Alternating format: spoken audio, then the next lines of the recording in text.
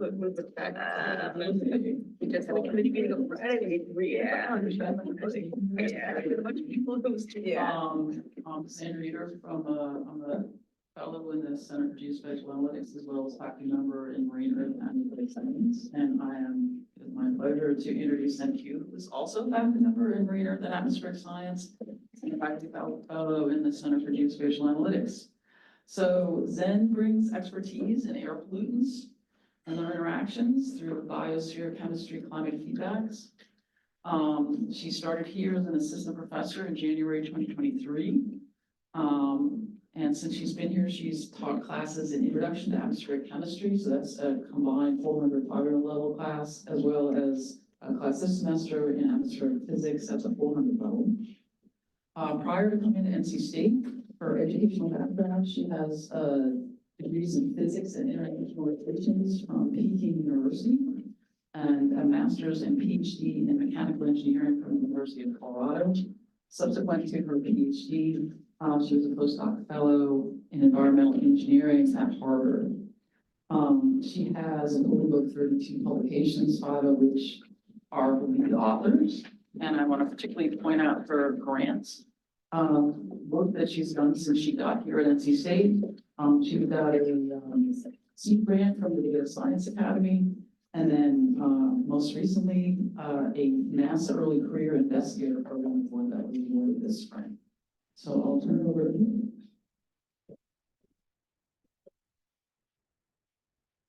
Thanks so much for introducing me, and thanks CGA for having me as the fellow and giving this forum. And also thanks to my mentors who have stopping by today. I didn't expect that. So today I would like to share my geospatial story and research. I would also like to share work from my awesome group members who are also here at the back today. My postdoc, Kai Fan, Nana Wu, and my master's student, Josh Ko. So the research goal of my group is to apply geospatial data and data-driven methods to understand air pollutants, greenhouse gases, and their interactions with the climate and society. And we also use the scientific results to inform policy and would like to address environmental justice issues. So I will start sharing my geospatial story and the research that we have been doing using geospatial approach.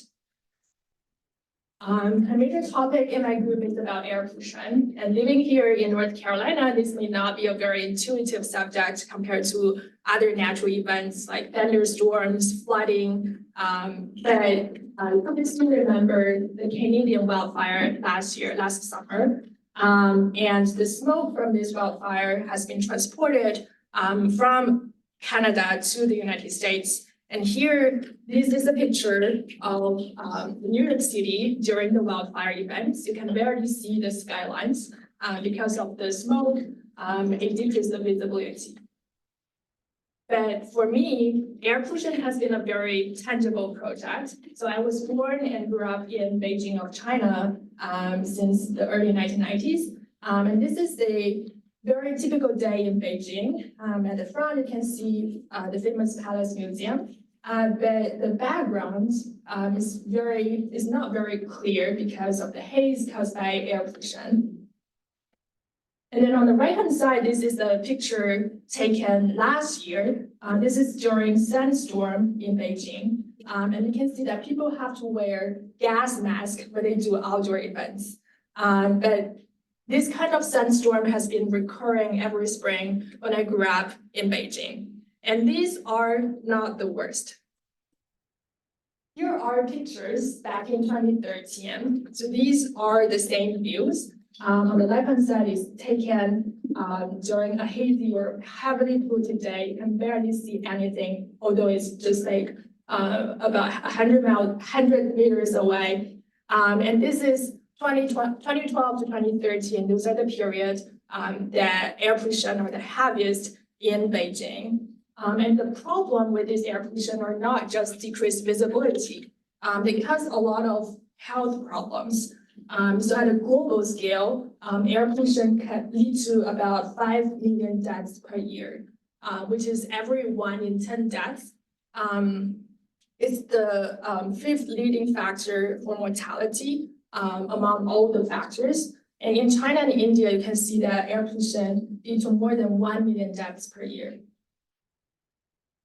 And back to around 2012 and 2013, because air pollution was so severe, Chinese government introduced air pollution national monitoring network in 2012 and implemented several air pollution regulations. There are also several symposiums, seminars on how to regulate air pollution from a science perspective.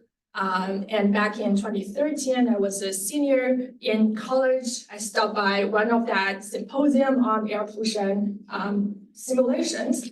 And that marks the start of my research career in geospatial and atmospheric science.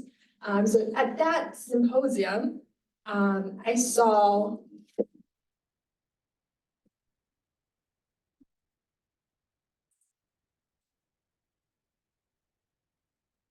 okay, it's so bad that it's stuck, but it should be more fancy than this. Yeah, so this is like the 3D chemical trans model simulations of air pollutants. If it worked properly, you should see that it rotates and you can see the air pollutants transported from place to place. And also this very red values represent hotspots of air pollution over urban regions, so that those are the places that have a lot of human activities and emissions. And these models comprised of a lot of grid cells that separate the atmosphere both horizontally and vertically. And inside each grid cell, you can see where the models simulate the chemical reactions and also emissions, depositions, and also transport between adjacent grid cells. So I think that this is so fantastic at that time. I like coding. These codes drives these model simulations, and we can visualize these physics-driven processes, and these can also address the problem that affect people's daily life. So I just contacted one of the professor I met during that symposium, and he's very nice and offered me an opportunity to do research in his group during my senior year. And that has good turnout into my bachelor's thesis. So this is direct screenshot of the slides for my bachelor's thesis defense 10 years ago. So as I wish, I was able to run this global chemical transfer model during this project. And these simulations on the right-hand side is global methane concentration. Methane is an important greenhouse gas, which I will talk about more in the later part of this seminar. So in this project, we evaluate how the model captured the magnitude and spatial distribution of methane compared to the surface measurements, which is shown on the left-hand side. We adjust the parameters in the model and see if it can better represent their geospatial distributions to better match the measurements. We also compare these simulations with satellite observations, which is shown in the first row here. These data have better spatial coverage so that we can analyze the model performance by latitude here. So this is my undergrad thesis. Still, it's just like a simple comparison between observations and model. I'm interested in more rigorously and systematically using this geospatial data and model. And that motivates me to pursue a PhD to better leverage these observations and simulations to understand the underlying processes in the atmosphere and the atmospheric chemistry processes. So that brought me to the United States. A major theme of my PhD and postdoc research is to develop and design algorithms to leverage observations and model simulations to optimize model parameters. So specifically in this research topic, it's emissions of different air pollutants and greenhouse gases. So what we did is to input the parameters, which are emissions, into this model to simulate a concentration that we can compare with observations. So up to here, this is pretty similar to what I did during my undergrad thesis. But starting from there, we can introduce more sophisticated statistical methods, what we call Bayesian statistics or Bayesian inference, so that we can estimate what emissions should be like given both observations and our prior knowledge of the input parameters into the model.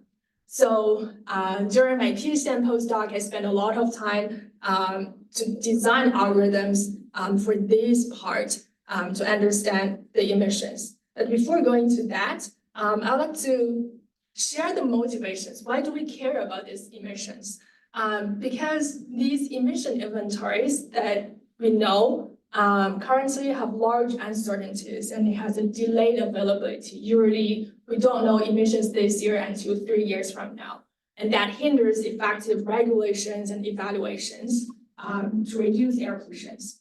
And these emissions are calculated using these equations. So activity is like how much fuel is combusted from a specific activity. And then this emission factor represents the amount of pollutants, like PM2.5 or other air pollutants emitted per unit of fuel combustion. So that gives us the emission estimates using the traditional approach.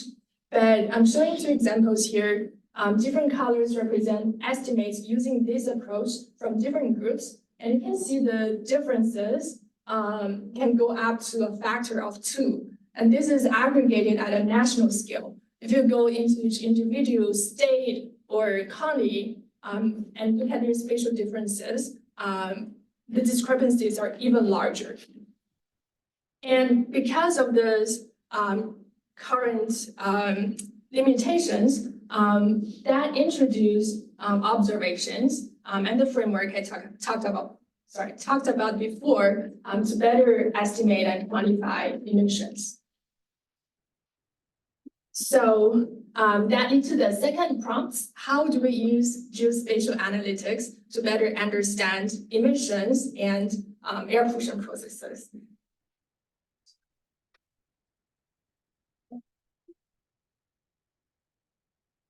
Better. So the tools we have been using are the atmospheric chemistry models, satellite observations. Should have a cartoon here as well. And also data-driven frameworks. So in the following part, I'll focus on talking about 2 specific approaches, Bayesian inference and atmospheric models. So for Bayesian inference, I would like to start with this argument. For any measurements you have for geospatial measurements, the quantities are random quantities. So they are not the true values. But if you measure that multiple times, if you have sufficient amount of these measurements, we can plot the relationship between the measured quantities and their frequency. And this gives us this distribution function. And usually it's a Gaussian distribution that has this bell curve. And the spread of this represents the uncertainty level of the measurements.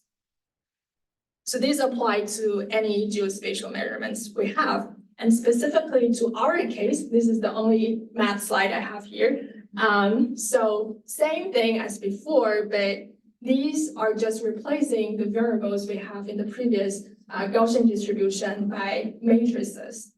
So matrices for uncertainties and matrices for the measurement variables. So we'll have a probability distribution function of the variables being the truth given our prior knowledge of emissions. So that's the emission inventory people compiled previously. That's the first equation. And then we have these observations and models. We have a probability of our simulated values being the truth given the observations. And now if we combine both of this information from observations and our prior knowledge from emission inventory, from a statistical perspective, we can generate this joint probability distribution function that represents how likely our estimate is the truth given both our prior knowledge of emissions and observations. And to find the maximum probability corresponds to finding the minimum of this cost function because it's inside the exponential and it has a negative sign. So a lot of work that I have been doing during my PhD and postdoc is to solve these equations. We design different algorithms, develop different approaches to extract information from the observations. So now I'm going to show some examples. The first one is to apply this framework to estimate emissions of nitrogen oxide. So NOx is an important air pollutants that are directly emitted to the atmosphere, mostly from cars. So when we drive cars, it emitted a lot of NOx to the atmosphere. But there are also several other natural activities like lightning and soil and also wildfires that will lead to the emissions of NOx. So NOx is important because it can lead to different diseases like asthma itself, but also it contributes to the formation of secondary air pollutants like PM 2.5 and ozone, which also have health impacts. So it's important to better represent NOx emissions and track its trend throughout the years. So here at the top, this is emission from the emission inventory that is calculated using the product that I showed before, and you can see that China has the largest emissions. This is Beijing area that has a lot of activities and cars. And at the bottom, this is the adjustment from the observations to this emission inventory that we know before based on the observations. These red colors represent that observation suggests that emissions need to increase to better represent what has been observed. And we can see in most regions, the emission inventory has been underestimated when we do this evaluation with observations. And to better adjust this bias is important. From a regulation perspective, we need to know the exact amount of these emissions, and also from a science perspective, when we do these simulations, we need to better represent the input parameters. So we did this for just 1 year, and we can repeat that for multiple years and look at the changes of NOx emissions. So here I also zoomed into East Asia, and at the top, I'm looking at the changes in NOx emissions from 2005 to 2010. So all of the red colors means that emissions has been increasing significantly. But if you look at the following years, so I'm taking the differences between 2012 to 2010, you can see like in most regions, there are still increases, but there are several blue color red cells, which means emissions has been decreasing. And those regions are mostly big cities in China. So here, this is Beijing, and this is Shanghai, this is Guangzhou, like the top 3 biggest cities at that time.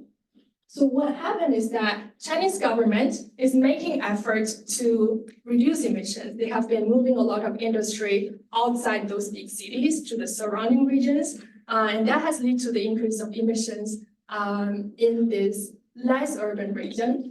So that creates the different changing directions of emissions at different regions. And we can also aggregate these emissions at a national scale and look at their trends.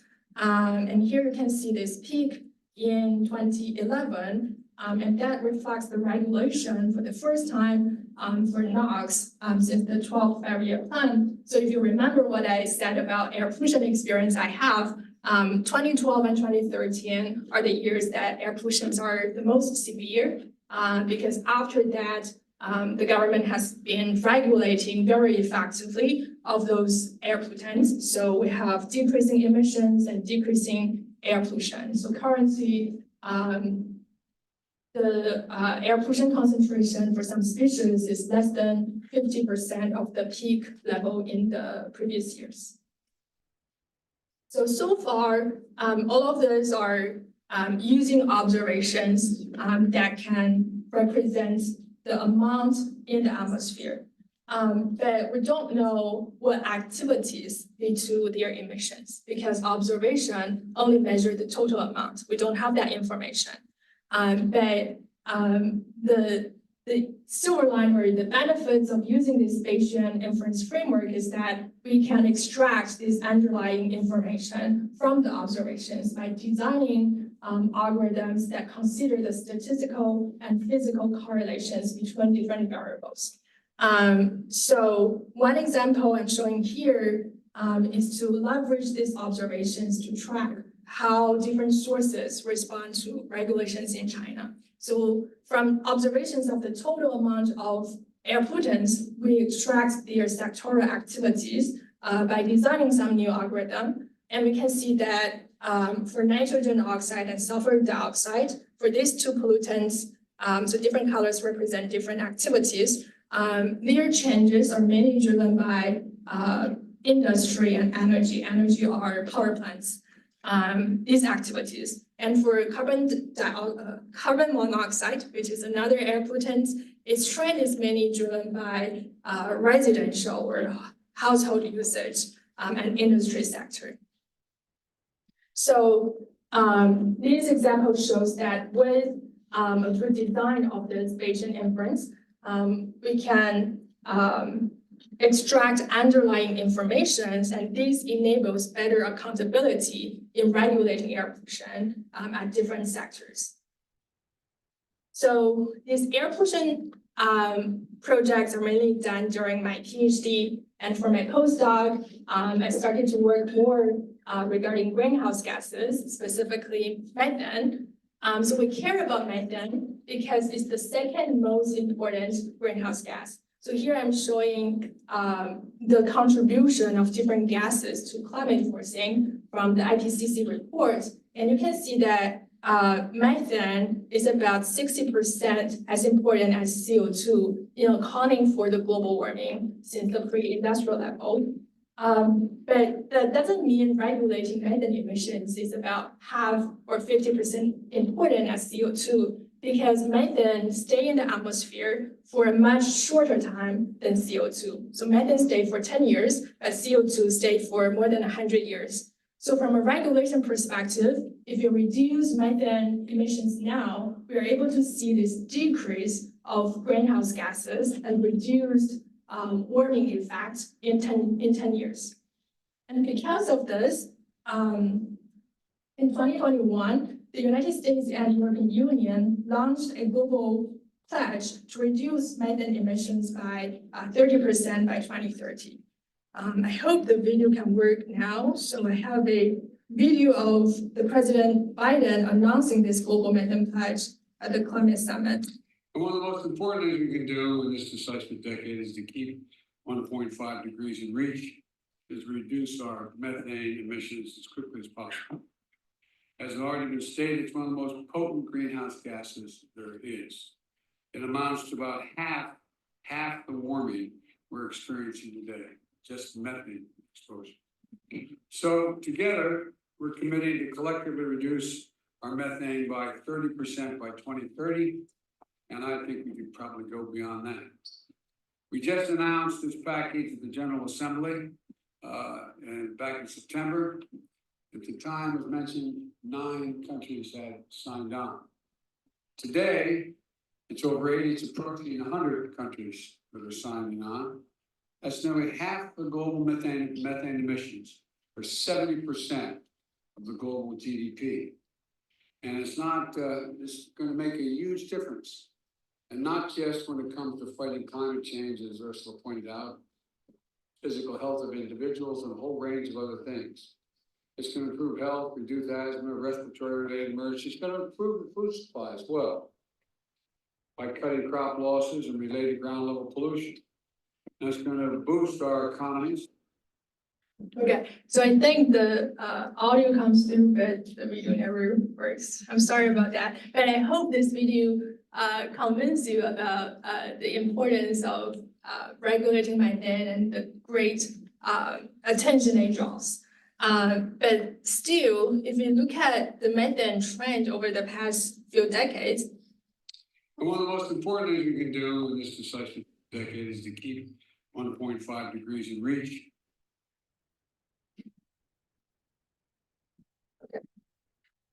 Sorry about that. So if you look at its trend over the past decades, you can see that methane concentration have been increasing and also accelerating. So this is the growth rate.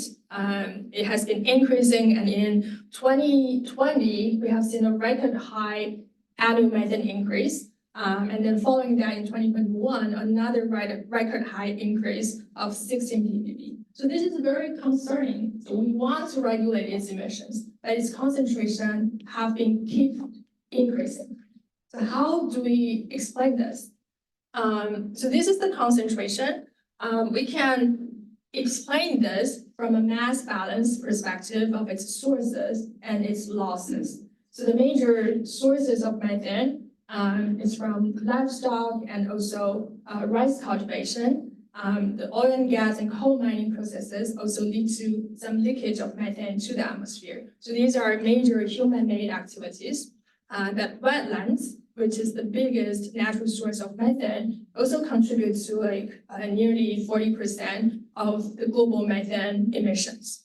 And the losses of methane in the atmosphere is mainly through these chemical reactions.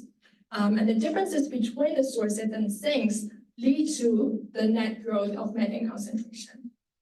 With this knowledge, we are able to disentangle the sources and losses of methane at different locations using the previous framework that I talked about, but here we also include a parameter of the methane losses. So we did this for each individual years and made a linear trend of methane emissions from 2010 to 2022. This is the period where satellite observations are available.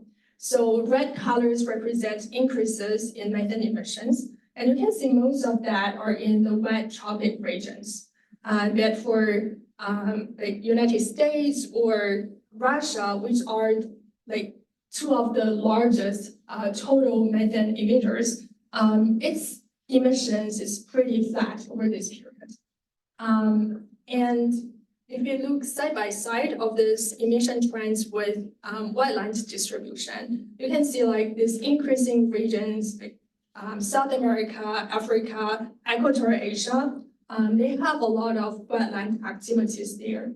And if you zoom in to these regions that have the largest methane increase, South America, Africa, Equatorial Asia, and you can see that it has been increasing and accelerating recently, especially for Africa. Since 2017, its growth rate is nearly 5 times of its growth rate prior to that. And if we look at this side by side with water storage over these regions, we find very good correlation. So what happened is that if we have a lot of water storage, that will lead to increased microbe activities in that region, and that leads to the emission of methane from wetlands. So this accelerated increase of water storage in Africa is driven this about 40% increase of methane emissions in Africa over the past few years. And our explanation for this is the increases of precipitation due to La Nina events, which happened from 2020 to 2023. So in 2020 and 2021, Africa has witnessed increased amount of precipitation due to La Nina, and that leads to a lot of flooding and increased level of water storage, which leads to the increases of micro activities and wetlands emissions. So the basic idea here is that the natural events has been increasing greenhouse gas emissions, although we have been regulating human-made sources very hard. So this brings a lot of attention into the feedback and interactions between climate, large-scale dynamics, and also methane emissions. I would like to share another example of methane emission estimates, but this is at regional scale. So we apply the same approach this is Texas. We have very high emissions in the United States there because there are a lot of oil and gas basins, and there are leakage of methane through those activities. So we do this regional emission estimates and host this framework on the Amazon cloud so that stakeholders who do not have access to this high performance computing, they can still use this tool based on AWS to estimate emissions. So this is the observations we have, and we extract emission information from it. So this is the estimates we have. You can see the signals from the major oil and gas basin on their methane emissions. So to summarize for the Bayesian inference section, we combine that with spatial data and simulations and enables the characterization of air pollutants and greenhouse gas emissions and concentrations across different spatial scales. We can also extract underlying information from observations using Bayesian inference. So next, I'm going to briefly talk about how we apply atmospheric modeling in geospatial analytics. So I'd like to talk about a project that we collaborated with the Arizona Department of Environmental Quality in understanding ozone exceedance in a small town, Yuma, here, which is at the border of Arizona, California, and Mexico. In Yuma, its population and direct emissions is about less than 10% of that in Phoenix, which is the largest city in Arizona. But for ozone concentrations, you can see they are pretty similar. So this is very confusing because we don't have a lot of human activities there, but it's as heavily polluted as the big city. So what is going on there? So I'd like to share a little bit about the atmospheric chemistry processes associated with ozone. Ozone is not directly emitted to the atmosphere. It's formed secondarily through the reaction of nitrogen oxide, CO, and VOCs.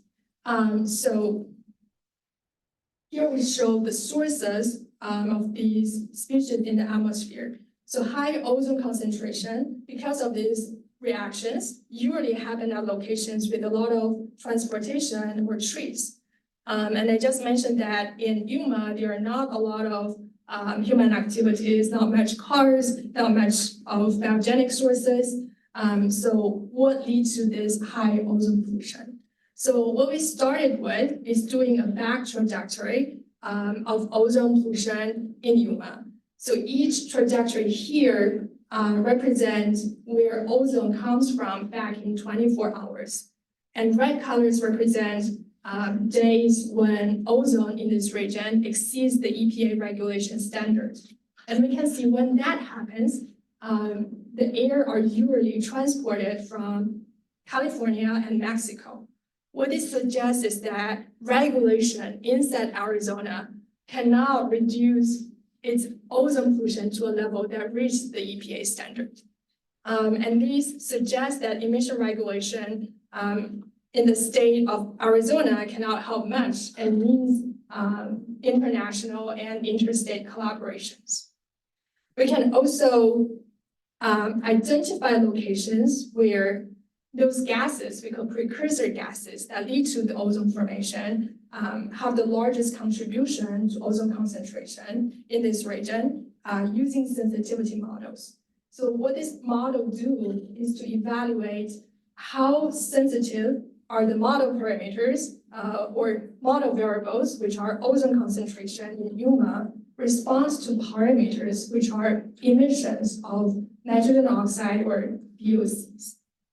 So here on this map, each pixel represents the fourth order response of ozone in Yuma to emission reductions at that location.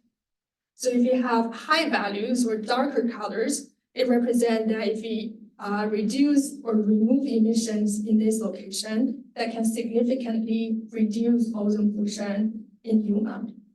So if we aggregate throughout the state, we find if we remove all of the NOx emission in California, that can decrease ozone in Yuma by 1.7 ppb. And if we reduce emissions in Mexico, that contributes to 2.5 ppb decrease. But inside Arizona, it's less than 0.2.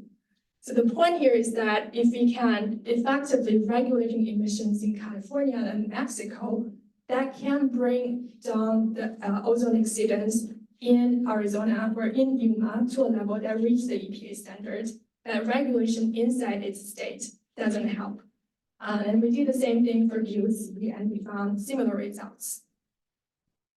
So this indicate the importance of collaboration across borders. Another question we have is, how do air pollutants in the surrounding region change? So this gives us the information about their importance, but how do they change over the years?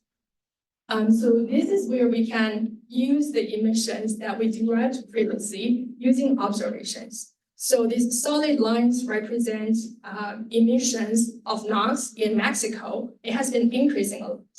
But in the United States, these are this dashed line. It's kind of flat with some amount of decreases. And we input those emissions into the model to simulate how these changes in emissions affect ozone concentration in this region. And we found, well, if we look at changes in emissions from Mexican, it leads to about 1.4% increase of ozone exceedance in Yuma, Arizona. But this has been offset by the decreasing emissions due to the effective regulations in the United States, and also some meteorological factors shown in black line. So to summarize for this section, we show that the atmospheric modeling can enable spatial analysis through the trajectory analysis, sensitivity analysis, and also looking at the regional trends to understand how the contribution changed over the years.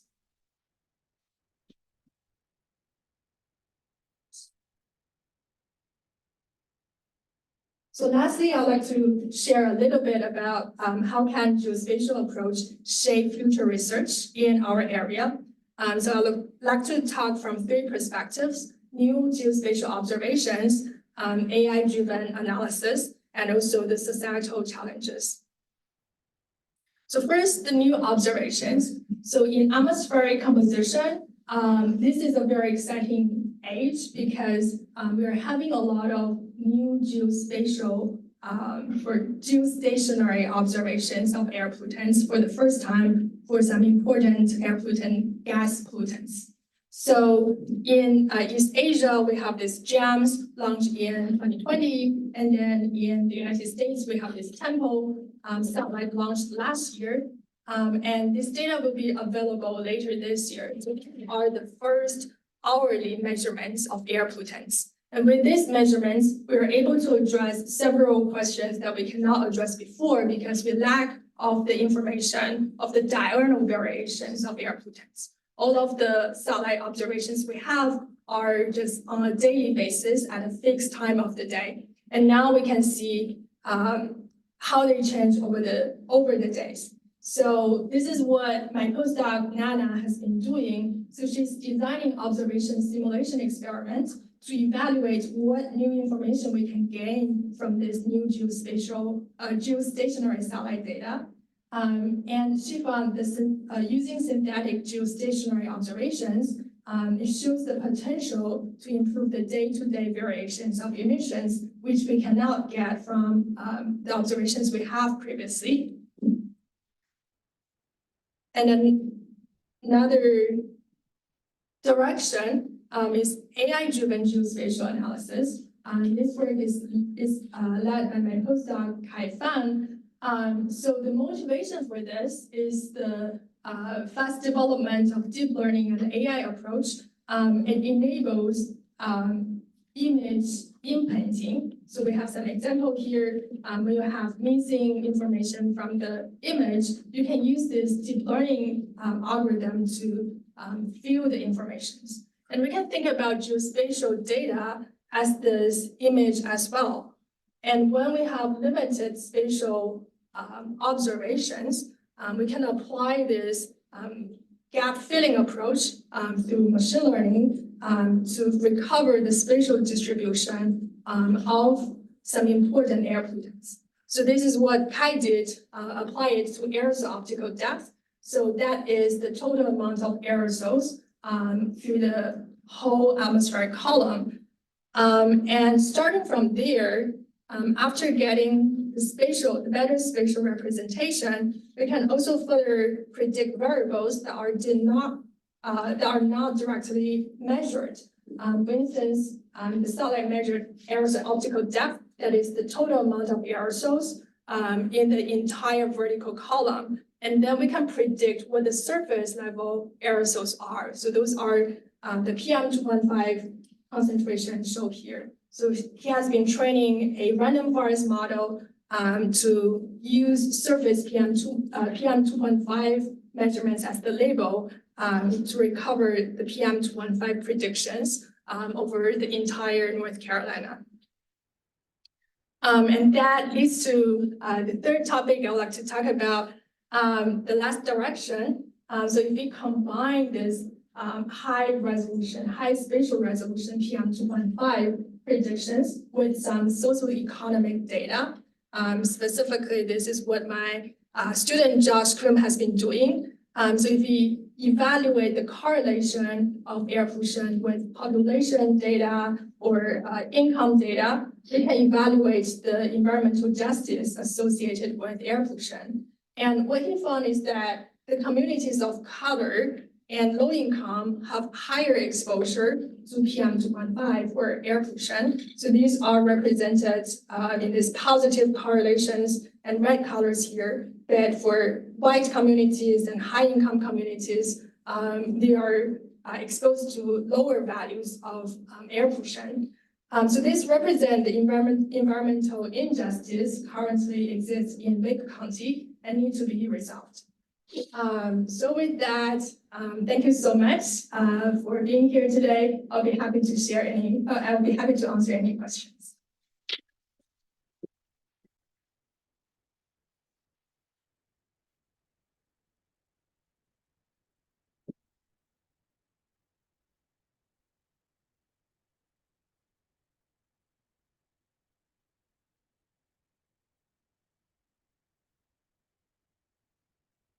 So I just wanted to know, and also, I'm curious, one thing I was wondering about with the methane emissions, do you see high latitude sources in the tundra region? Can you see the methane emissions from the Arctic, or is that beyond the reach of the geostationary satellites?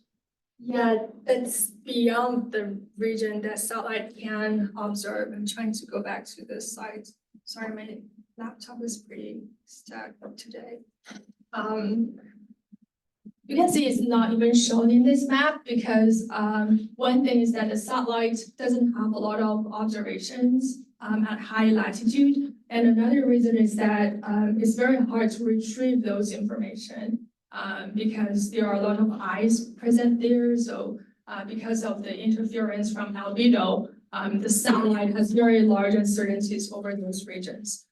So beyond 60 degrees, or polar of 60 degrees, it's very hard to get accurate signals. But there are studies that have direct measurements of methane emissions from those sources, but the amounts they estimated from like the melting cores are much less than what we saw here in terms of the magnitude. So I think that's an important source, but they may still not be large enough to explain the signals that we have been seeing.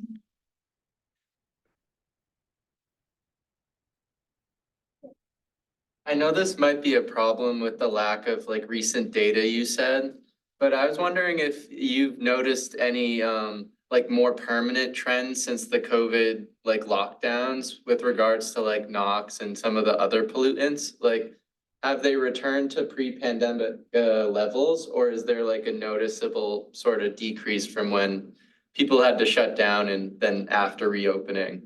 Yeah, that's a good question. I didn't show it because I'm not working on air pollutants starting from my postdoc, which happens to be the COVID stage. But there are a lot of studies in this area talking about that. There are about like 40% decrease in NOx emissions in China and East Asia. In the United States, we have about 20% decrease in like March and April 2020. but it starts to go back after the opening up in the second half of 2020. So like in 2021, everything has been going back to the normal.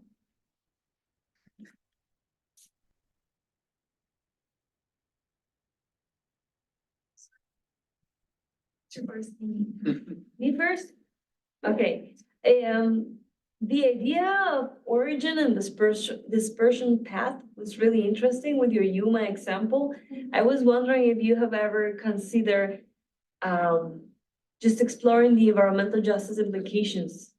And based on this example, I'm not familiar with this type of approach, but I was wondering, could you potentially track at a global scale major emission centers and where are the communities that are most disproportionately impacted by them? Yeah, right. I think it's possible.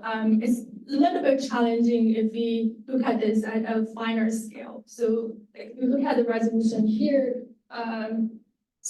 so for this trajectory, we can do that like 24 hours, it's already outside of this.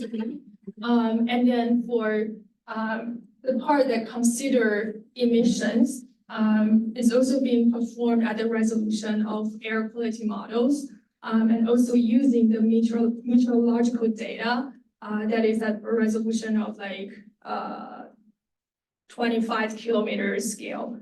So our current model is a little bit challenging because of the spatial resolution we have, but I think with better design or some other models, we can track that at a finer scale. So if it's like transport at a scale of like more than 20 kilometers, that's something that we can definitely address. But if you look at very small scale, like from community to community, our current model have some limitation in that.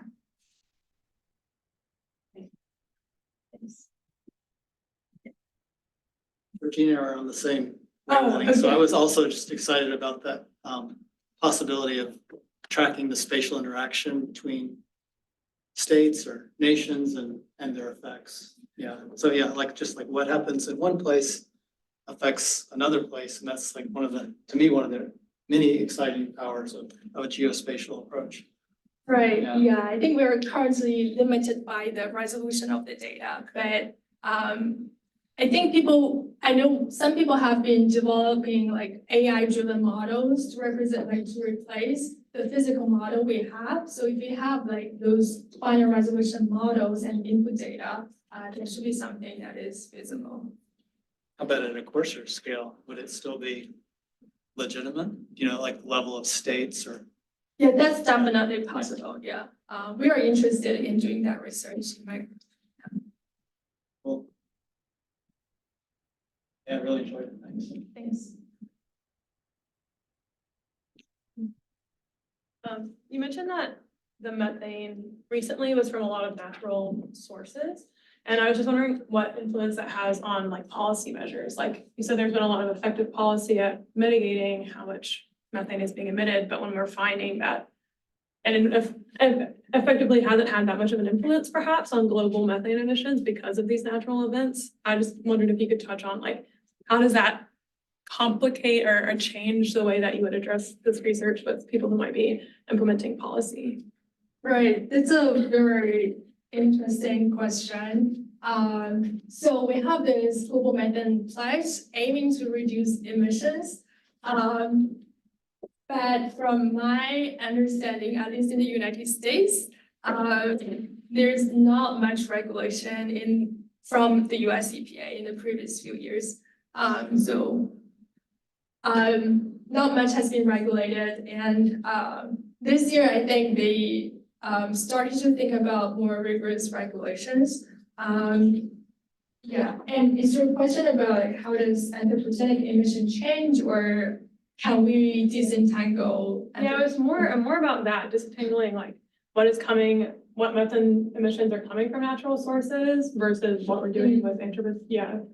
Right, yeah, that's a good question. I didn't show that slides, but for this trend, we also did that for anthropogenic emissions. And that's something that we can disentangle using Bayesian inference. So basically, we can have two parameters representing human-made sources and natural sources, and then they have different uncertainties associated with them. And we are able to disentangle the contribution from this. Yeah, and we don't see too much changes or trends from human activities over these years. Yeah, there are some over these regions, could be like wetlands or livestock, and not so much in the big emitters, like the United States or Russia, Europe. Yeah. Are there any sources, anthropogenic sources you feel optimistic about that we will control or not? Yeah, I think, yeah, in the United States, the major anthropogenic sources are landfills, landfills waste, and also oil and gas. I think those are the major target for regulations. So I think some oil and gas companies have been facing like more strict or stricter regulations of the leakage of methane. And then from landfill perspective, like it has been increasing a lot from one of the recent studies. I think some more regulations of the processes for landfills of waste can decrease that emission as well.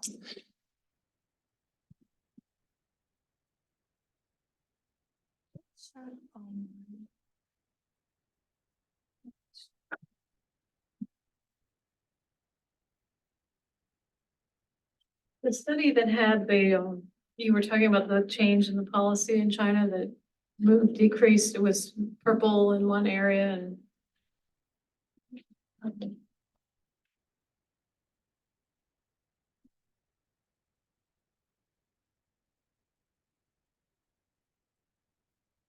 Yeah, so there's also, it looks like in northern India, a lot of purple. You know what was happening there? I'm not, like I didn't dig into India for that study. I don't know if anyone are familiar with the geography of India, who can explain. Yeah. But in terms of like, so as you mentioned that they were the reductions in China were largely from moving production into countryside. Have there been studies in terms of like the overall environmental impact? You know, there's always give and take with these processes. Yeah, I think we definitely also face environmental injustice, like the region and moving around. But I do not see any research discussing that in China right now.